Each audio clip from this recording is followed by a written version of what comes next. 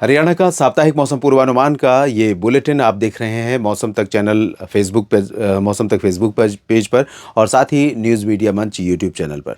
दोस्तों आज है 5 फरवरी। 5 से लेकर 11 फरवरी के बीच में हरियाणा राज्य में क्या कुछ बदलेगा इसकी जानकारी लेंगे। हरियाणा के बहुत सारे किसान मित्र और बहुत सारे साथी लगातार जुड़े रहते हैं और वैसे तो जिन राज्यों के लिए भी मौसम का पूर्वानुमान मैं करता हूं सभी राज्यों से सभी मित्र लगातार जुड़े रहते हैं और साथ ही साथ कई राज्यों से हिमाचल प्रदेश, झारखंड और छत्तीसगढ़, उड़ीसा या अन्य राज्यों से भी लोग डिमांड करते हैं कि हमारे राज्य के लिए भी करिए।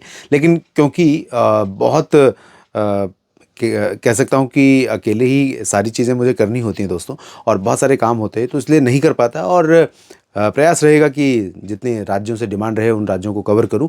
तो हरियाणा राज्य में किस तरह का मौसम रहेगा इसकी बात अगर करें तो अभी जो WD आया था उसके कारण पहाड़ों पर जो बर्फ़ गिरी, मैदानी इलाकों में थोड़ी बहुत बरसात हुई है, हरियाणा में भी बरसात हुई है। इसका असर अगर हम देखें तो आने वाले दिनों में बढ़ते और घटते तापमान के ऊपर दिखाई पड़ेगा और किसान भाइयों को ज़्यादा बेहतर ढंग से समझ में आता है कि जो तापमान अभी से बढ़ने लगा है वो अगर ह्यूमन हेल्थ को बहुत ज़्यादा प्रभावित नहीं करेगा, यानी मानव स्वास्थ्य पर उसका बहुत ज़्यादा असर नहीं पड़ेगा, यानी क्योंकि बहुत अनकंफर्टेबल नहीं होता है।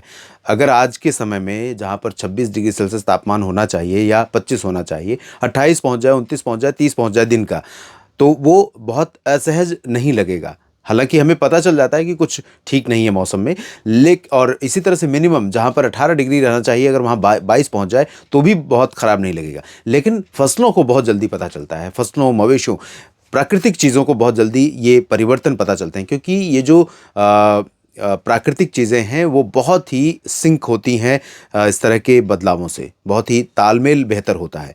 तो जैसे ही तापमान बढ़ता है फसलों की जो ग्रोथ है, विकास है, दाने भरने की प्रक्रिया है, दानों के स्वस्थ होने की प्रक्रिया है, वो कम ज़ोर हो जाती है और उसका असर कहीं ना कहीं उत्पादकता पर पड़ता है। उदाहरण के तौर पर हम गेहूँ की फसल ले लें या चने, मटर, सरसों की फसल ले लें तो इन सभी पर असर पड़ता है और उत्पादकता अगर ख़राब होगी तो जाहिर सी बात है कि किसानों के लिए नुकसान का कारण बनेगी। तो मैं ये कहना चाह रहा हूं दोस्तों कि जो पहाड़ों पर बर्फ गिर रही है या मैदानी इलाकों में बरसात हो रही है उसके कारण उसके कारण तापमान थोड़ा नियंत्रण में आएगा।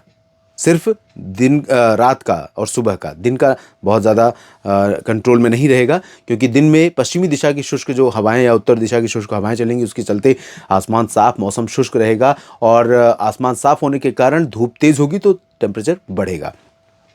तो अनुमान यही है कि 8 को जो WD आने वाला है उसके कारण 8 फरवरी से थोड़े बहुत बादल दिखाई पड़ेंगे हल्के फुल्के 8, 9, 10, 11 में। और मॉडल तो बिल्कुल इंडिकेट नहीं कर रहा है लेकिन हम रूल आउट नहीं करेंगे। हो सकता है कहीं पर अंबाला, यमुनानगर या कुरुक्षेत्र में या सिरसा, फतेहाबाद, कैथल में कहीं कहीं पर कुछ ऐसे पैच बादलों के बन जाए जहां कुछ बूंदाबांदी दी जाए, लेकिन पॉसिबिलिटी इसकी बहुत कम दिखाई पड़ रही है। ओवरऑल मौसम यहाँ पर साफ और शुष्क ही रहेगा पूरे राज्य में पूरे सप्ताह के दौरान 11 फरवरी तक।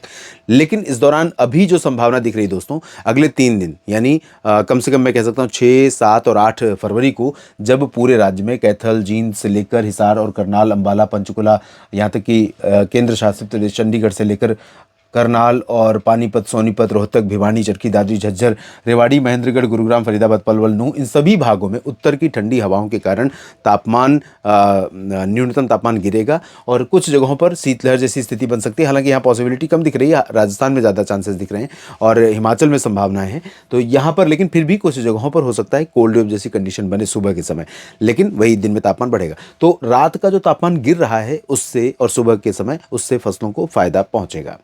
ज़्यादा कुछ परिवर्तन नहीं होगा, ज़्यादा नुकसान और फ़ायदे की स्थिति फसलों के लिए नहीं है अन्य मौसमी परिस्थितियों में। लेकिन ये जो तापमान में गिरावट है ये बेहद ज़रूरी है अभी मेरी समझ में, मेरी जानकारी के अनुसार, जितना मैं एग्रीकल्चर और मौसम को समझता हूँ। अगर आप इसके बारे में कोई और अलग राय रखते हैं या मेरी बात से सहमत हैं तो ज़रूर लिखिएगा कमेंट बॉक्स में। और मौसम किस तरह का हो रहा है आपके क्षेत्र में इसके बारे में भी बताइए और फसलों की स्थिति क्या है इसके बारे में भी बताइए। और जानकारियाँ ठीक लगती हैं तो वीडियो को लाइक और शेयर करिए। मेरे साथ बने रहिए मौसम तक चैनल और न्यूज़ मीडिया मंच यूट्यूब और मौसम तक फेसबुक पेज पर, ताकि मौसम का अपडेट मैं आपके साथ साझा कर सकूं।